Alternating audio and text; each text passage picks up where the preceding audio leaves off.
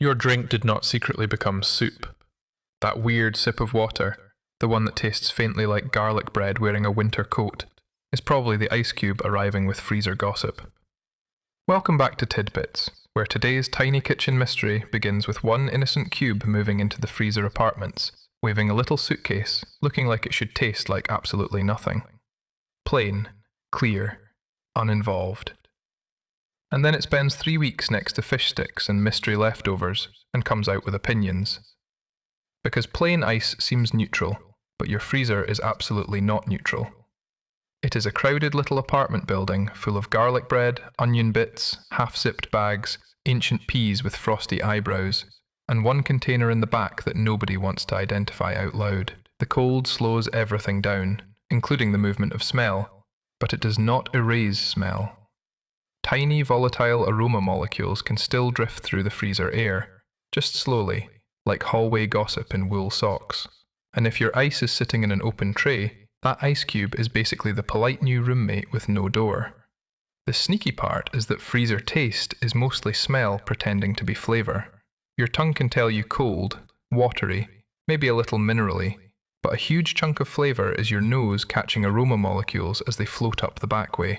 So when that cube melts into your drink, whatever it picked up can loosen and rise.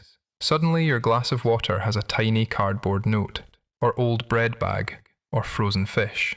Onion Guy, the fish stick family, and ancient chili have all been chatting in the hallway, and your nose gets the message before your tongue can file a complaint. Uncovered ice gets weird faster because it has no boundaries.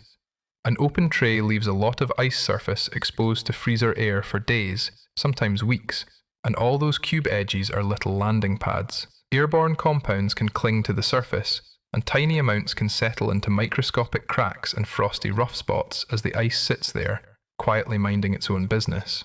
This is how an ice cube that began as tap water ends up with little invisible speech bubbles stuck to it. Fish stick opinions, onion whispers, mystery leftover rumours. Rude, but chemically plausible. And then there is the tray itself, which may be less innocent than it looks.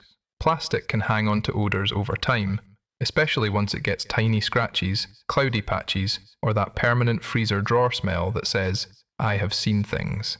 If ice sits too long, it can also shrink and dry out through sublimation, where solid ice slowly escapes into vapour without melting first. That leaves sad, frosty little cubes with more stale surface and more time in the shared kitchen.